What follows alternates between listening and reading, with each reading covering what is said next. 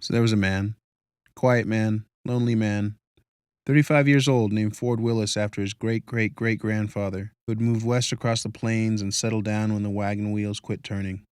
Ford worked at a decent job selling collectible coins over the telephone. Didn't have a tyrant for a boss, got vacation when he wanted it, got lunch and smoke breaks when he needed them. Even had a friend named Mac who was a good listener and didn't judge him like most people did. On days when they both worked, Ford and Mac would head to the deli across the way, where they would order New Yorkers piled high with fat fringe pastrami and sweet sopping coleslaw, and shoestring French fries fresh out the fryer that were too hot to eat at first, so they'd sit and wait for them to cool off while they tore open sugar packets and sipped on tall iced teas. And one day, as Mac took a bite of his sandwich, Ford looked over at him and said, "Something's eating me, Mac." He said it quiet and matter of fact, but with a touch of sadness, like he didn't know what to do. Because he didn't, and that's why he'd said it. Mac finished chewing and put the rest back on his plate before he asked, what kind of eating? So Ford told him what kind, that it was an itching all over that happened when he tried to sleep. He'd close his eyes and start to relax under the hum of the box fan, and the itch would creep up his legs, over his arms. Not a raging, furious itch, but a real soft one, like a light breeze with teeth. Ford would scratch a bit, and it would whisper off. He'd scratch a little more, and it would whisper off again. Ford would turn on the light and sit up in bed, but just then the itch would disappear like it'd never been, and Ford would feel crazy just until it came back in the safety of the dark. "Bedbugs," said Mac. "Little suckers infest your mattress, lay shit ton of eggs, the whole deal. Phone up your landlord and tell him you got bedbugs. He'll straighten it out."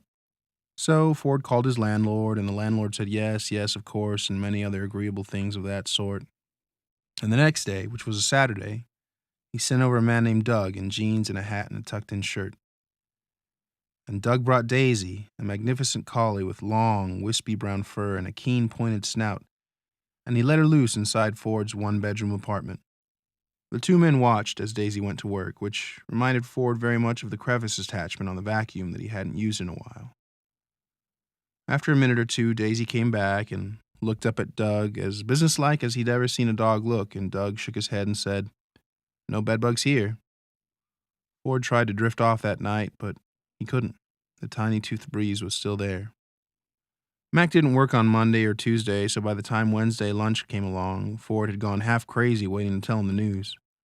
They got their New Yorkers and their fries and iced teas and picked a seat on the patio next to the fish pond, and Ford told Mac about Doug and his funny little hat and tucked-in shirt, and about Daisy, how she had so much hair like a four-legged hill of fluffed-out silk, and how there were no bugs, but the itch remained. "Tell me more about the itch," said Mac.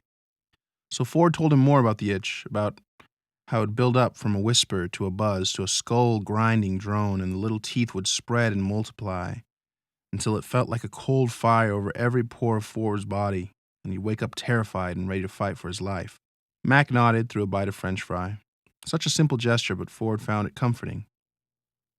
How wrong could you be when you were as cool and collected as that? "It's anxiety," said Mac after the French fry was gone. "It's the stress, the daily firing range. It's the echo you get as you stomp up the stairwell at the end of the day, all alone, feeling like you have no power." Ford didn't know what to say because Mac had said it all, down to the shiver of a hair. "Go see a shrink. They're not all bad. Maybe he can tell you something to calm you down, make it go away." So Ford drove across town to a two-story brownstone. Her name was on a little gold sign on the door, Dr. Lila Kratz. Ford said her name in his head. It reminded him of politics and other smart, vicious things he had spent his life avoiding. But he stepped inside anyways because Mac had sent him and Mac knew best.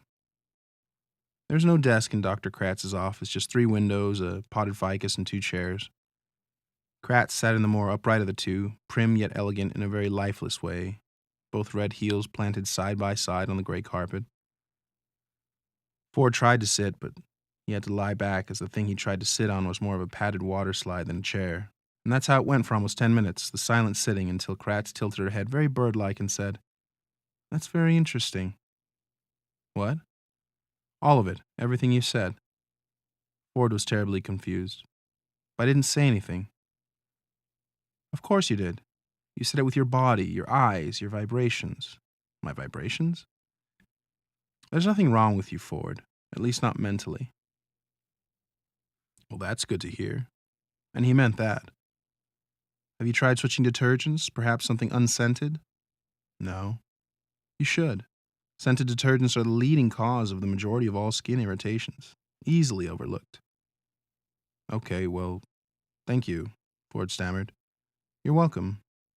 It was the flattest, most uncaring you're welcome he'd ever gotten, but somehow Ford didn't mind, as if perhaps this was the requisite bitterness of her medicine.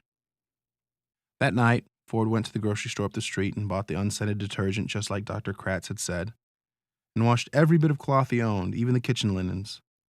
And when it was done, he put the still warm bedding on the pillows and the mattress, and cut off the light and closed his eyes and breathed deep in premature relief. Because sure enough, like a puddle spilled across the tiling of his mind, here came the whisper. And it spread and spread, and it seeped into the fleshy pink folds of his brain and down into the quiet inner sanctum where Ford's psychic body lay exposed and naked. And the whisper reached a hand down, fingers of living ink like the tendrils of some blind, deep ocean denizen wrapping themselves around Ford's neck until Ford could feel them. He gasped and cried out as he went rocketing up, shot like a cork towards the surface. The next day, it was just Mac eating. Ford was so shaken up.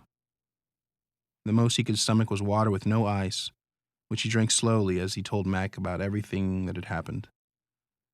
When he came to the end, he stopped and looked at Mac and waited. And for the first time, he noticed Mac looked tired and distant, like his thoughts were off in a far place. I'm leaving, Ford, he sighed as he said it. Found some better work up north. Night job. But it's good pay and good benefits. Just like that? When do you go? Tomorrow. I'm already packed. All that's left is to turn in the keys and hit the road.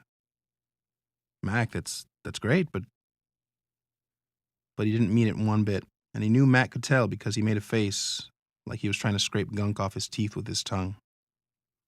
Look, I'm really sorry about your problem. Never heard anything like it, and to be honest, I thought it would have gone away by now. If I had to make one last guess, I'd say it's a sickness of the soul. They have a doctor for that? Ford replied. Yeah. We call it a priest. Neither Ford nor Mac said anything for a moment, and then Mac collected his scraps and his dirty napkins and fork and knife and piled them on his tray. He stood up and looked down at Ford, who was looking down at his cup of water, and said, Well, good luck, Ford. It's been good working with you. And then he was gone. Ford never did go to see the priest. Not because he didn't want to, but more because he didn't really see any point in it. He had come to the conclusion that the whisper would visit him whether he fought it or not, and so that night when he came home he didn't turn on the light or even make dinner. He just lay down in his day clothes, shoes and all. And as he lay there, drifting off, the strangest thought came into his head. I hate those damn sandwiches. They make me sick. He slept clear through till morning.